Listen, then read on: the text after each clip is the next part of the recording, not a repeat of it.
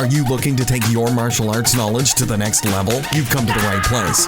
Welcome to the Martial Hour, podcasting out of Los Angeles, California, for your martial arts fix. It's martial arts instructor and self-defense expert, Robert Torres.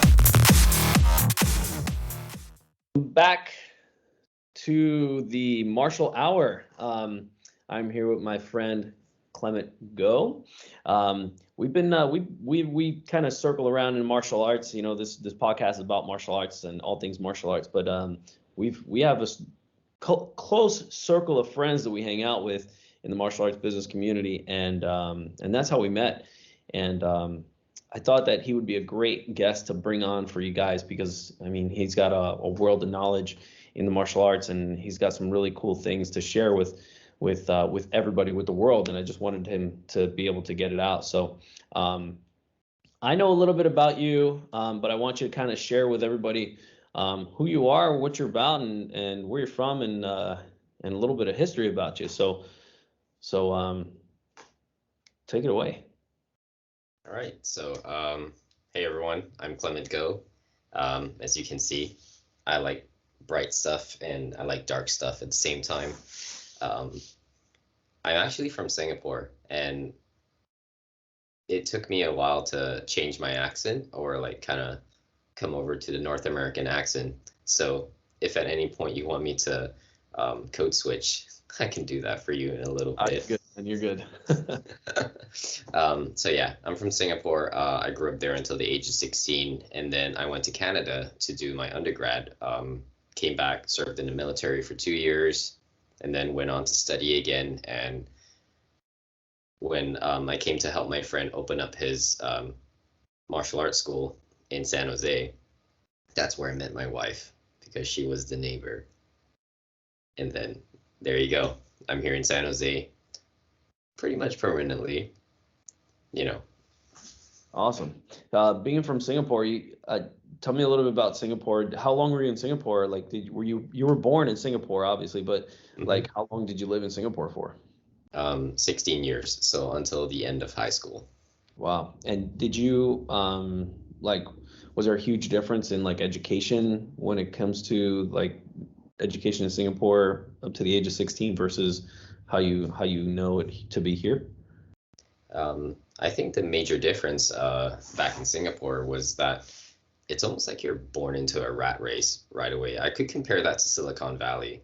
I see kids running around with like a bag, like heavy bags or like a trolley bag, going from one activity to the next. That's very similar to how it was for us growing up. Education is the main thing you have to achieve in life, and if you don't do that, then you know your parents come after you for that one.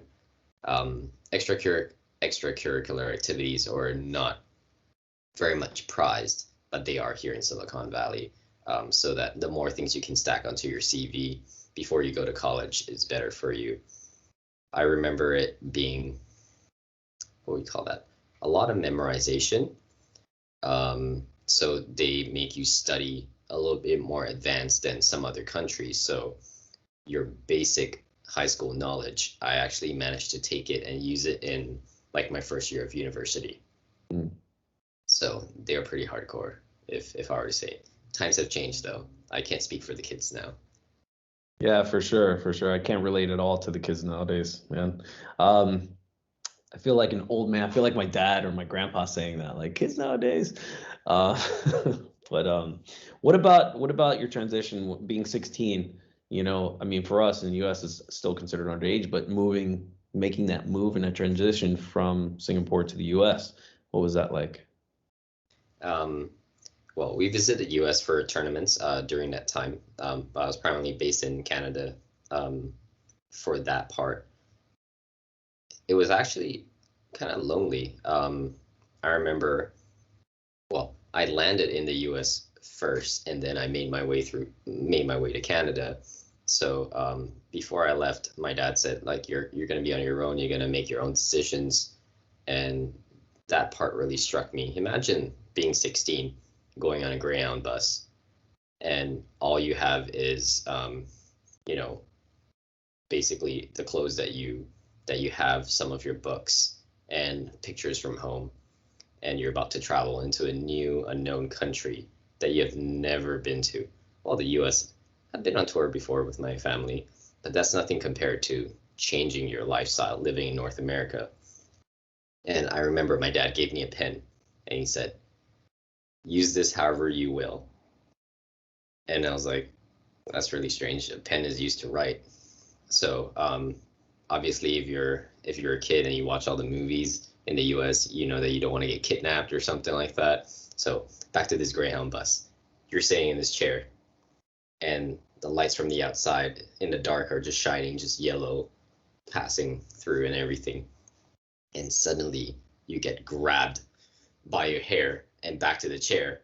And you're wondering like, oh shit, is this just like the movies? I popped the cap off, put the pen right in the middle over here. And then I basically grabbed the hand, like pried it off, turn around.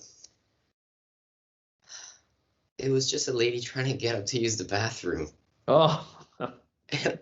I feel like I scared her so much that she never got to the bathroom after that. And I felt so bad. I put the cap back on. And later when I called my dad, I was like, oh, I think I almost, I was ready to stab somebody with a pen. And he says, yeah, that's quite useful too.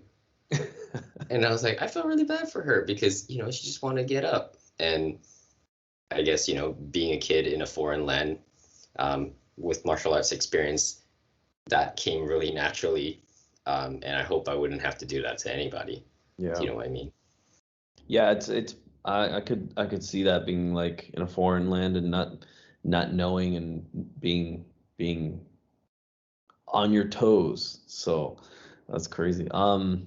Tell us about your martial arts experience, like before you came to North America. Oh yeah, that was started in Singapore. So there's two versions of that. One where I was told by my mom, and the other one where I could remember. So I'll tell you the one that I remember first. So 7 years old, sun's blazing. Everyone here in the US now, when you have like those long summers, you can feel that kind of heat. But back in Singapore, that heat is humid, like crazy humid. Like you wake up sweating, and angry, then you go to sleep sweating and angry, and then you repeat. Okay. Back then, a lot of martial arts schools were actually not like full-on places like here in North America. You often have an instructor contracted to teach at different primary schools, or like, you know, what you call elementary schools. And it would be 7 a.m., the sun's blazing down, you're barefoot on a concrete basketball court. And basically, if you made it through all the punches and kicks in that whole hour, those who survived are the ones who stayed on the hot concrete floor. And it's not about the punches and kicks or the workout. It's whoever's legs didn't give up by the end of that hour. Wow. So yeah, you go home with blisters and stuff like that. Back then, instructors could still use like a wooden rods to like move your stances around and stuff like that. Or if you were doing a split, an assistant instructor might be like, I don't think you're going low enough. And then they just sit on your back and force you down. So it was pretty old school. I did that until they moved into like a nice location until the age of 16, 7 through 16. There was some breaks in there when I wanted to do something else, like sing in a choir. But other than that, I kept that full. That's cool. And yeah, other than that, it's just that little blip of a story that my mom actually told me about when I was like 3 or 4. So I want all of you to imagine what it's like having Asian parents. I mean, different parents are, you know, often minority parents are really, really hard on us because we don't have the same privilege as other people. So my mom was thinking that I had ADHD or something like that. I could never concentrate, being like a Tasmanian devil. So she brought me into a school and says, you know, like, teacher, can you fix this kid? Like, he can't seem to focus ever. So the teacher was really nice. He spoke to me like a human being. So he said, I'm going to teach you this like a front kick where you just throw it all the way up. and I want you to go back and forth down a straight line and do it until it's really, really good, because I want to be able to see that. And I was like, well, he's nice to me, so I'm just going to do that. Mom and teacher went and chatted at the front desk. I think it was about 45 minutes. They came back, I was still doing the same kick. And I never gave up because, someone spoke to me like a human being. And then my mom says, so what do you think about my kid? The teacher says, your kid doesn't have a lack of focus. Your kid's stubborn. I think that's the real issue. And that probably is one defining trait, like martial artists who can conquer themselves through a lot of different things going through. Stubbornness is probably one of those good things to have. Yeah, absolutely. Stick-to-itiveness is what I call it. Oh yeah. That's awesome. So did you earn your black belt there, or was your black belt something that you earned when you came to North America? I earned my black belt in Singapore. Fun story. I was still a black stripe at that point in time, so I do Taekwondo primarily. And there was a world championship coming up in South Korea. It was the first time that our organization could come up from kind of like the underground and be able to surface when the Olympic style was the prevalent style. So in order to compete there, I had to get my black belt. And I only got it 6 months before the World Championships. So my instructor was pushing pretty hard. He basically said, I've only sent seniors before. I've never sent a junior. So whichever junior is willing to step up, we will train you and assess whether you're ready to do this. And I was like, sounds fun. Why don't I do it? And yeah, so basically that was, the route to earn my black belt was making sure that I could compete at a world championships, because they only allow black belts at that point. Right. Wow. And you competed. So what was that like? Because I've never heard of like how it is to compete in that type of level, in that type of competition. I would say it's pretty nerve-wracking. A lot of other countries, when they're en route to going to their black belt, they already have seen their country's athletes or martial artists like really, really trained for those things. And it's like a source of national pride. Back then for us, it was more like we haven't gone to anything like that in like 12 years or like 14 years at that point in time. And my instructor's son was the only senior that was going to go and compete. So I trained with him. When we went there, it was like 40 plus countries because it was a pretty small one. 40 or 60, I can't remember now. Like, I'm getting old just like you. So pardon my memory from time to time. Oh, you're good. Yeah. It was a sense of pride though. A lot of countries had their contingents holding their national flags and walking through the parade. And our country had like 2 people and a few friends that came along. So it was like a contingent of like 6 to 8 people looking around like, okay, we're here. What's up? Competition level, like totally different. Every country sends who they think is their best. So sometimes like 3 in a category. So 3 of their best. And then you have to compete with them. So yeah, it's really nerve-wracking. Definitely learned a lot from being there and made a lot of good friends. Yeah, that sounds like the Olympics for Taekwondo. Like it's pretty cool.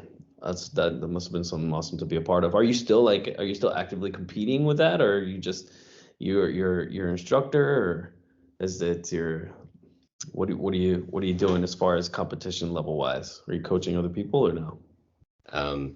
I would like to consider myself retired for the most part. That's good. Yeah. So my first master from Singapore, he has gone on to like get more juniors and seniors and compete in different ones along the way. I think after the third one I competed in, I did not make it to compete in the seniors after that. So that's when I kind of stopped my journey and wanted to go explore different martial arts and do other things while they continue on their track, to bring Singapore's name on the world stage a little bit more. And I retired from competition primarily so that I could, study different things and learn more about martial arts as a whole. And now I'm really enjoying myself just being an instructor and, leading buddy adventures for kids, because that's more true to my heart, being able to give back than getting a medal. I hear you. Yeah, I mean, following your passion and sticking to what makes you happy is really fulfilling. So I don't blame you. That's something that everybody should really strive to do. So why Canada? I gotta ask you, why Canada? Well, what about Canada? I just want to know. Well, I don't know. Did you receive a message and a prompt from somebody to check on that specific story? I met people from all over the place, and there was this moment where I saw one of the Canadian girls basically demolish her opponent on stage. And I had made some friends with some of them because they're playing hacky sack, and it was just something about their level of training and how well they did, and they're all super polite. So, I was just like, oh. So we kept in contact. I made friends with that girl who became a world champion that day in Korea, and I was like, okay, she told me about the snow, the training, and the bears. And I came to find out there's no bears in the area. And I was like, wow, what would it be like to train overseas, like in a real hardcore place? And so I decided that I would go train, in Canada, compete in the US and Canada as well, and just try a totally different kind of scenario for myself. So you went to Canada to train primarily, not for any other reason, just for the training. For the training, well, I have to admit I had a crush on her. That was one part. And then, go to university. So parents say university, I say training, and we found a nice little compromise. I still got to hang out with her from time to time. We were good friends during the whole time I was in Canada. Cool. Awesome. Yeah. Awesome. So what are you doing as far as your training now? Are you still actively training and teaching in Taekwondo, or did you find another system to do, or? Yes. I currently train still in Taekwondo. I teach and instruct at Warrior Code, and more recently, I gotta find the props for you. Give me a second. Okay.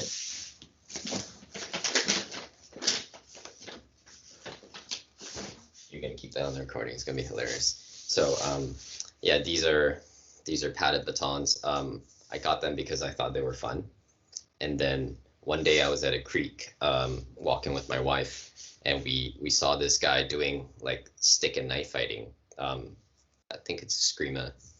Yeah, so there are totally different styles in that one, and I was so fascinated by it, and I just approached the guy and says, hey, what is it like to take your lessons? Because that was during the pandemic, so he wasn't able to go indoors and teach at that point in time. And then I kept in contact with him, and now I do Eskrima as well. That's dope. Awesome. Yeah, martial arts is like a magnet. It just pulls you. The other day I was in Napa, but we were traveling through San Francisco, and then we drove through San Jose on the way home by you, and we stopped, and I saw a sign that says karate, and I was like, I gotta go check it out. It's like a what is a moth to a flame? You just gotta go. Oh yeah. Right. So you go, and they were closed, but I looked in, and I was like, you just look at everybody and see what they're doing differently and how their studio is set up, and I don't know. It's like we're always constantly attracted to martial arts. Doesn't matter where we find it. It's like where we are, we always end up finding it, and we find the new thing to help us grow and make ourselves better. I love it. And what's cool is like we're all open, we're all open to share and help each other grow. So super cool. So now what about tell me about what you're doing now. I know you're training at Warrior Code and you're teaching there too, but you've got your own thing going on. I would start by saying it's like, in Silicon Valley or more recently, when you have like people who just start their business, they like to put the word CEO instead of just entrepreneur. And I would just like to define it as, I'm just an entrepreneur in this sense. So mornings to afternoons, I work here at my company, Buddy Adventures, and then in the afternoon to evening, I teach martial arts. So right now it's like full 12-hour, 14-hour days if need be. And that stems from my passion for allowing kids to use their imagination, embrace challenge and build their character. So the niche, I would define it as character development has become a really important thing I would say for just about any generation. I would say like our times was with the stick and a lot of hard love. And these days, I feel that it's really different for the next generation, that it can come through stories and games and a lot of good role play, so that kids are able to take those life skills from whatever they're doing and bring it outside. So that's how kind of like Buddy Adventures came about during the pandemic. That's cool. Do you think that like where did that come from, the motivation to do that? I like the imagination and incorporating that, because as a kid I had a crazy imagination, So where did that come from?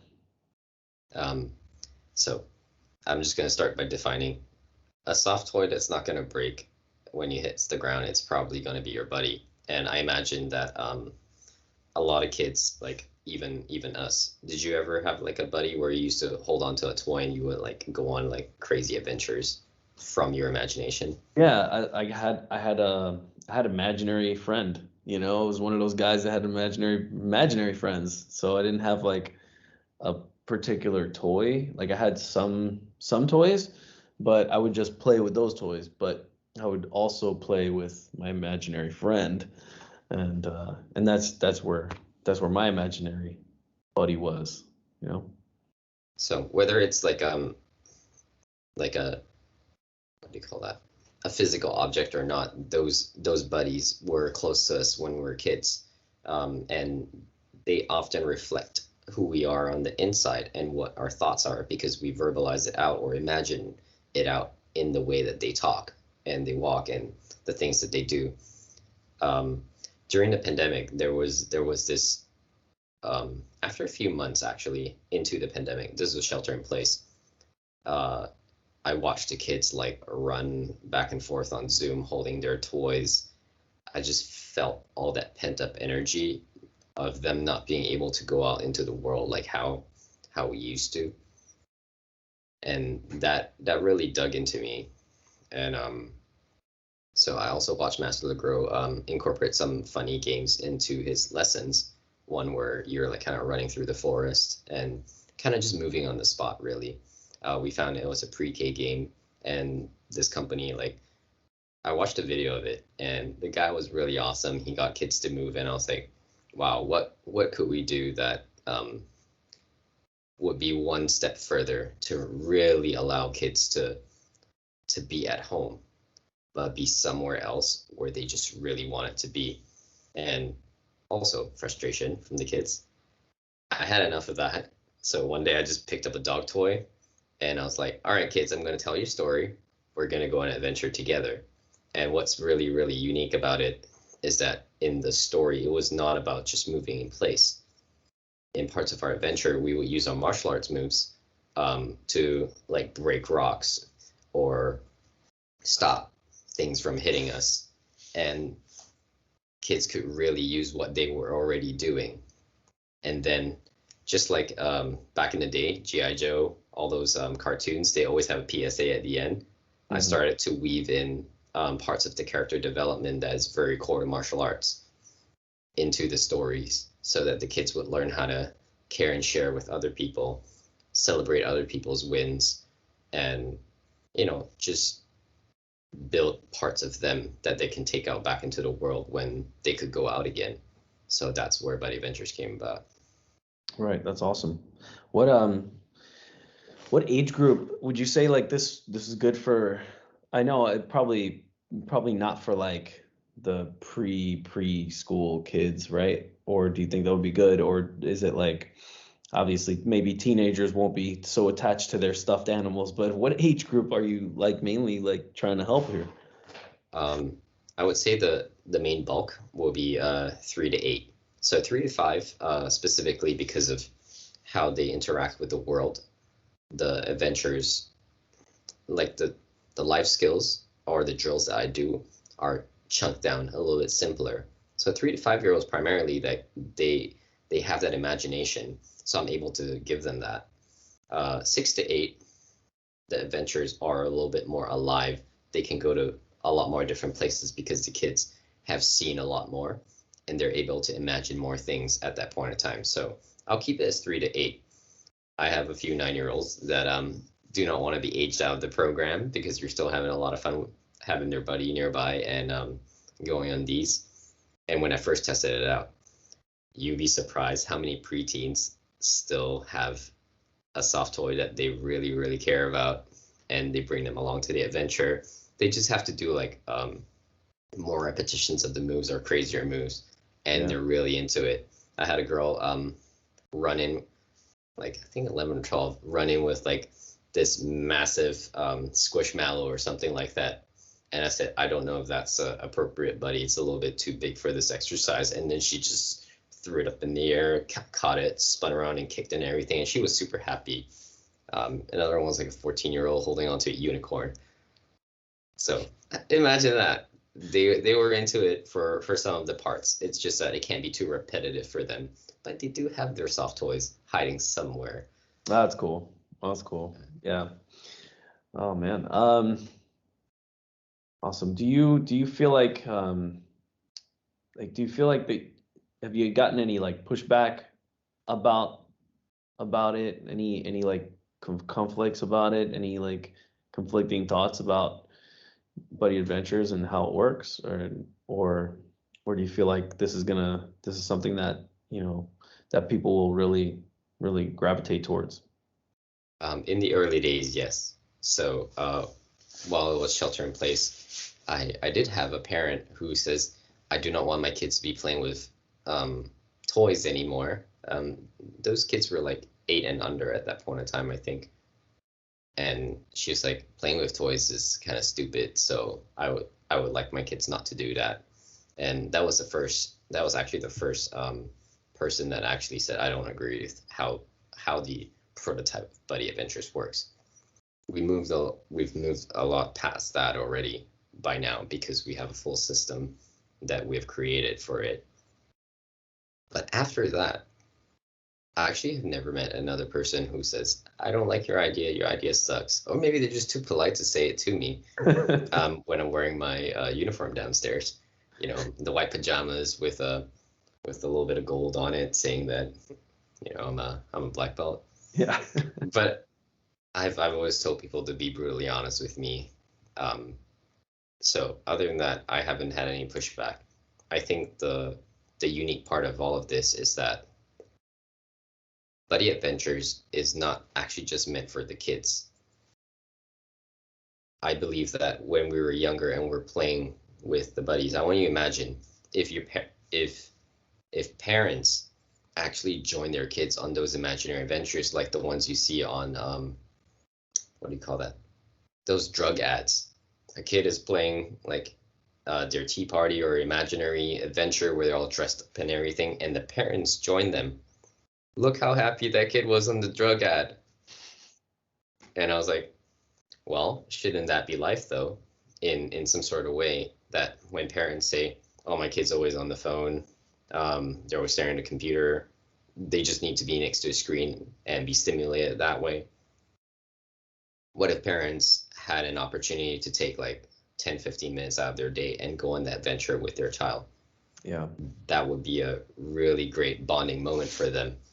You know, they don't have to do it every single day, just a little bit parts of the day. And that's what Buddy Adventures provides for them, an opportunity for both parent and child to do that, while the same life skills and traits the parents want are slowly being brought in through small drills. And then the kid could be like, oh yeah, you told me that before. Then parent will be like, yes, I did. I think that's the magic of it, really. Yeah, it's awesome. I feel like if parents just pretend, you know, with their kids more, you know, and it doesn't have to be like every day pretending, but like just pretend with your kids and be a part of their adventure, you know, which is pretty dope. Then you can be their buddy, which is pretty awesome. I love that, man. Yeah, I took one of your classes at an event that we were at, and you brought along these little toys, and you had everybody pick their own buddy. That was really cool, and it was like everybody got to pick their own buddy, and I think their buddy was kind of like like you were saying, a reflection of who they are and a reflection of them, you know.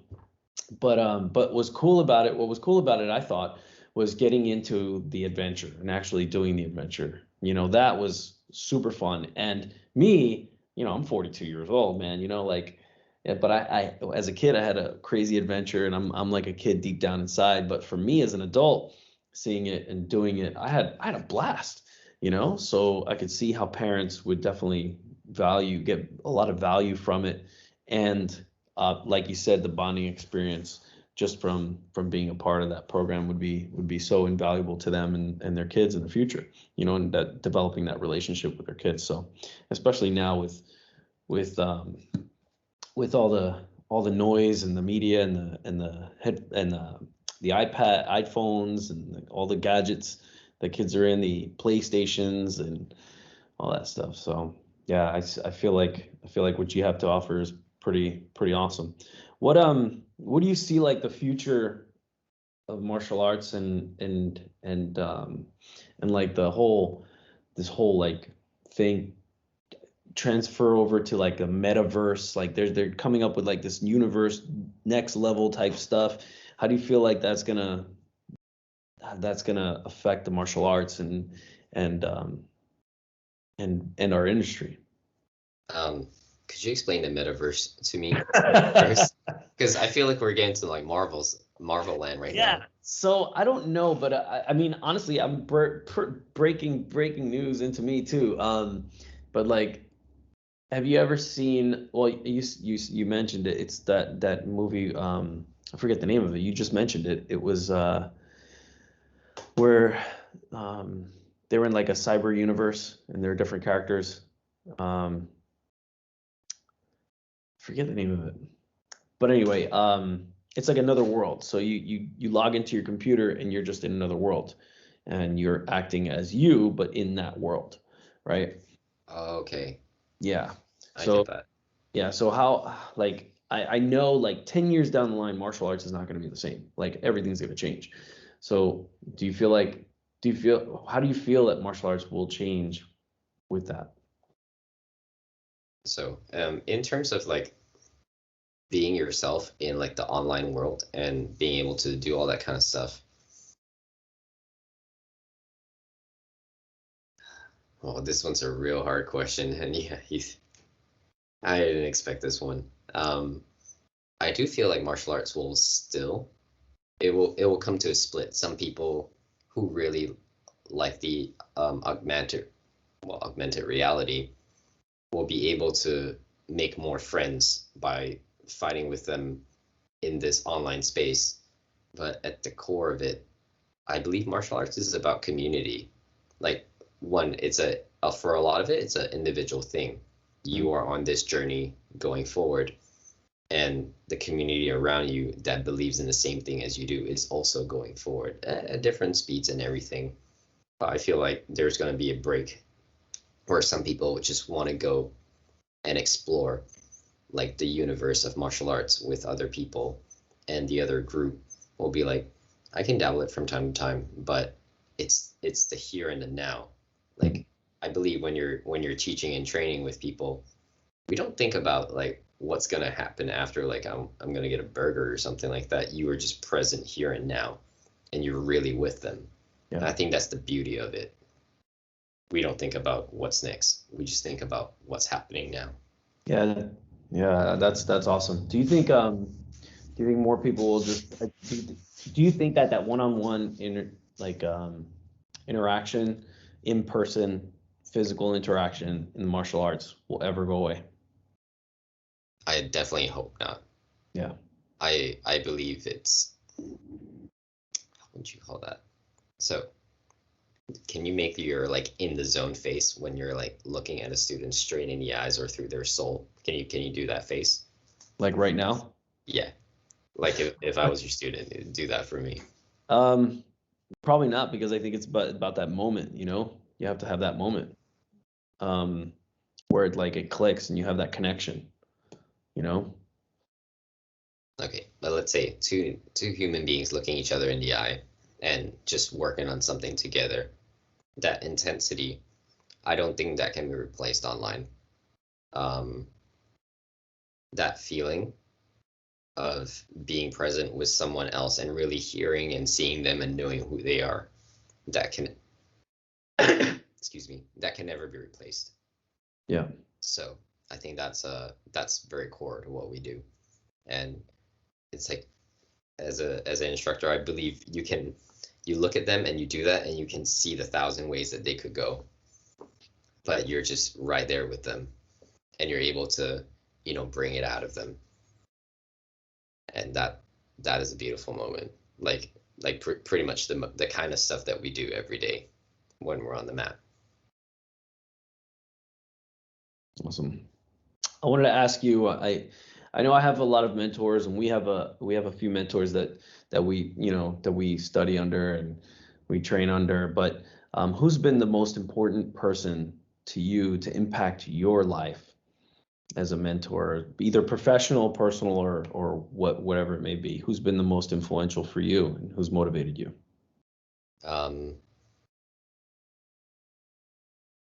I wish I could sum them all together as one being, and that would be the easiest way to put it. I would actually have to say that it's my dad. So when we grew up, we had a family business, and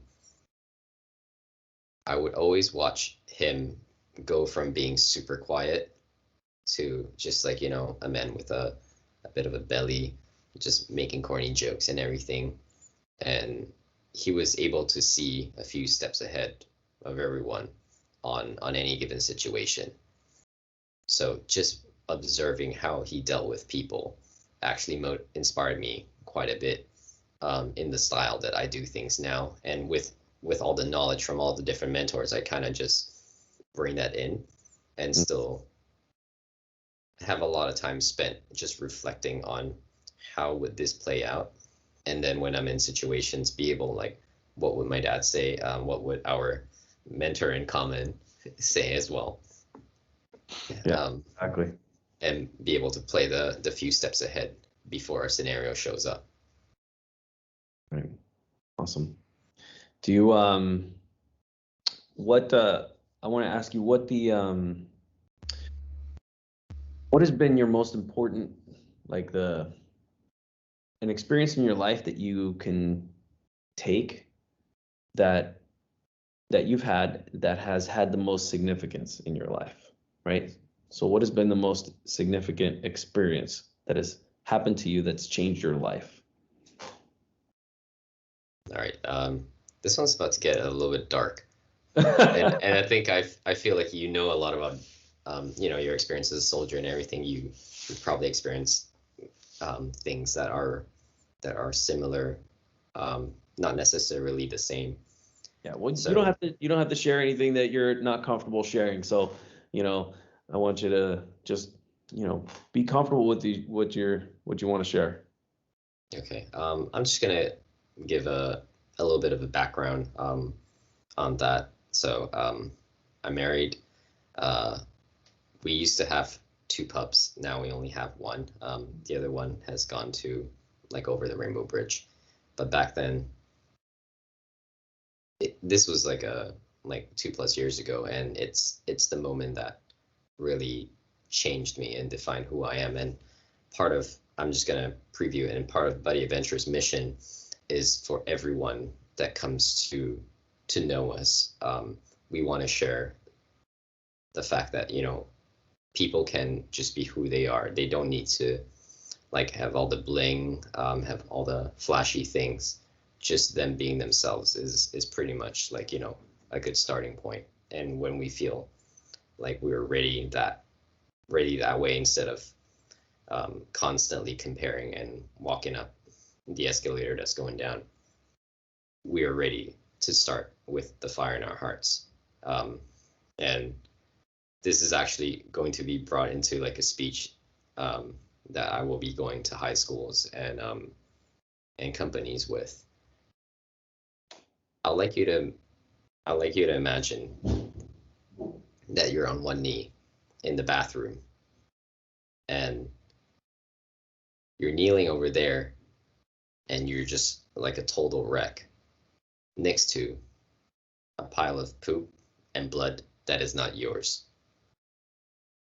So that's the start. And that was the part where my wife and I were about to lose, you know, our unborn child, and sending her to the ER, coming home with the pup, who actually warned us. She was bouncing all over the house, and we were like, does she need to go pee and poo? So I walked her out, and I came back, and there was my wife in the bathtub, just like in the movies, with one leg out of the bathtub. And we knew something was wrong. That moment, sending her away, watching her get wheeled away to the ER, doctors and nurses arguing about whether she needed more blood at that point in time. Yeah, then that moment like crushed me. And that night when I went back next to that pile of blood and poop, it's just like in the movies. Do you know when like you see a person who's like crushed everything that they were building, that family that they were trying to have, like that moment just torn apart? Because when that blood came out, I knew that we lost our child already, and you know, doctors called to confirm it later. But when you're just kneeling in there, I felt like there was no future for us, or would we lose our future because we lost our child? And it was almost like a whisper from above, like the divine or the hand of God, and however people want to interpret it, like grabbed my spine and just pulled me straight up. And the words and the feeling that came with it is that you are enough. You're going to get through this, and it's just one step at a time.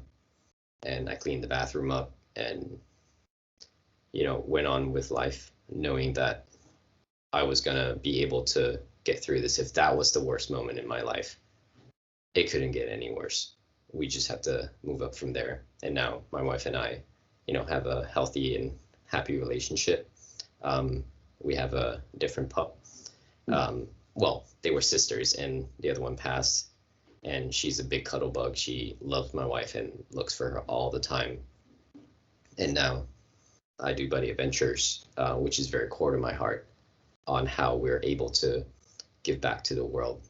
And there's a core message in all that I do, is that I want everyone, including you, including the whole world, parents and kids, all the same, to feel like you are enough as a human being. And yeah, I can't go further. I won't go further into that, but that is actually part of the mission, to be able to spread this message. That's awesome. That's an amazing message to want to be sending. And you know, that's, you know, I didn't expect you to share that. It's pretty deep. And you know, I'm sorry for the loss. And you know, but you know, you, like you said, man, you were able to take it and turn it into something and become become greater as a family because of it. So, that's great. Congratulations. I want to just ask you a couple of questions before we wrap it up. Some quick questions here, real quick, and then we'll be on. These will be some fun questions, though. What are 3 quick books that you would recommend to the audience, and why would you recommend them? 3 quick books. First one is Personality Isn't Permanent. So I'm a psych major, and people do all these pop psychology tests and everything, and they're like, oh yeah, I did this test, this is me. I'm like, no, this is not you. All those tests, throw that away. You are who you decide to be, and your personality, even though you are predisposed to have certain traits, and a lot from your environment and who the way you were born, you actually change it over life. So even though some people say it's pretty constant, the active and conscious act of working on it is actually how you become who you are. So that's the first one. Personality Isn't Permanent. Second one, Post Secret. This was a project by Frank Warren, and he just got people to tell their secrets on a postcard, do the art and everything, and send it to him. It's anonymous, so everyone can really share what's deep down inside. And I find that some of the secrets that were shared are truly unique, that when you read it, you can really feel, you look at the art, you look at the secret, and it's like, that's me too. I'm not alone. And that's like a human connection throughout the world. When people look at the exhibits, I was lucky enough to go to one of them, and I have the book to remind me that deep down inside, all of us human beings, we're connected in some way. And do not be afraid to share, because someone had the courage to write out their secret that way. Last one would be, let's see, because I have all my books all up there. Yeah, I got mine here too.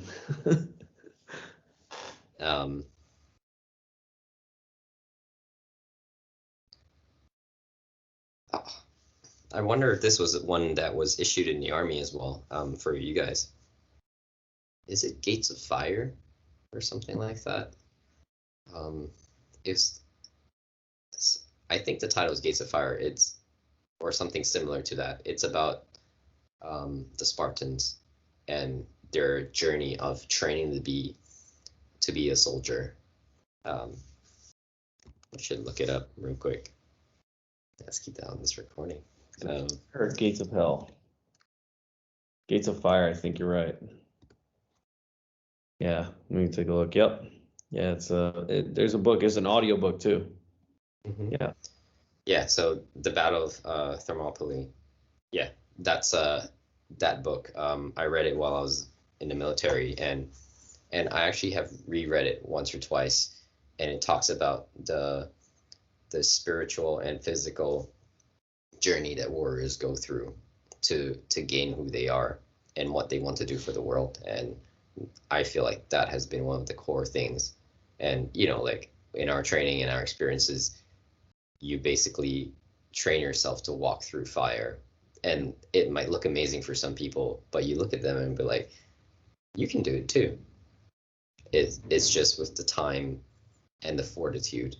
Once you have that, you can go through a lot of different things. Yeah, that's a great book recommendation. That's one that I don't have, that I have not read yet. So I'm going to put that on the top of my list for my next book. How about I send one to you? Yeah, that would be awesome, man. I mean, I'll take it. Shoot, that'll be awesome. Right. Just sign it and just sign it for me. All right, that's all. I don't think I gotta sign it. I'm just gonna mail it over to you, and yeah, awesome, it'll be man. Fun. I appreciate that. And top favorite movie? Top favorite movie right now, Shang-Chi. Shang-Chi, I haven't seen it yet. Everybody's talking so much about it. I swear I haven't seen it. I'm gonna go out. I'm gonna go out tonight or tomorrow and go watch it. I promise. And then we can talk about it offline. Okay. Also because it's like when they had Iron Fist, I was like, oh yeah, Asian guy's coming, and then it was not Asian guy. For all the people watching there, you know what I mean. Yeah. And finally, like, so like the main character in Shang-Chi, the actor, he was pretty famous in something called Kim's Convenience. It's a Canadian sitcom, and he played kind of like like a muscly older brother hunk character, and he was kind of a bit of a doofus, and he was one of the most awesome characters in that show. And then when I saw his face and they picked an Asian person for an Asian role, Yeah. I was like, represent. Yeah. And that's how I felt on the inside. Yeah. That's awesome. What's one question you thought I would ask you, and how would you have answered it?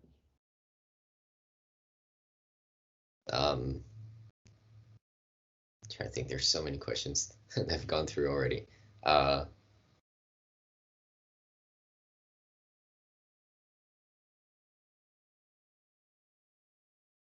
think you probably would have asked like what's like my top 3 values or something like that, because like when you're sharing this podcast with people, all beneath all the stories come all the values, and if a person doesn't like really say it out loud, you can like as one of those questions so people can really share who they are. To that is actually, I wouldn't actually use the external things that we're doing for Buddy Adventures, but it's how we operate inside as a team. And the first one's honor, like to honor yourself, to honor others, like back in the day when you shake someone's hand and you mean it, like you would execute it. The second one is adaptability, because as that little Funko Pop character like staring with those white eyes behind you would tell us, stop making excuses, start making adjustments. So the adaptability in life is really important for just about anybody in the world that we live in. And the last one is to be relentless, and we wouldn't have been able to come to where we are without that, the stick to it iveness, like you say. Yep. So those are the 3 values that are internal to us that most people actually don't hear about. They only know that we want creativity, we want challenge, and we want character from the external world and the kids and the parents, and we bring it to them. But internally, these 3, honor, adaptable, and relentless, are how we do what we do for Buddy Adventures. That's great, man. That's really great. And last thing, where can everybody find you online? How can they reach out to you, and where can they get a hold of you? So for Instagram, you can just find us on Buddy Adventure Time. On Facebook, if you just search Buddy Adventures, we have a public page. I also have like a private community for parents to support each other.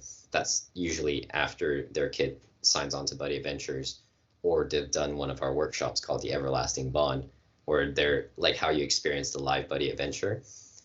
The parents go through a workshop, the kids go and have fun, and at the end they have this crazy loving bonding moment over a live Buddy Adventure. That's why you guys have to be paired up with another person, right? Like the parent and the child part. Yep.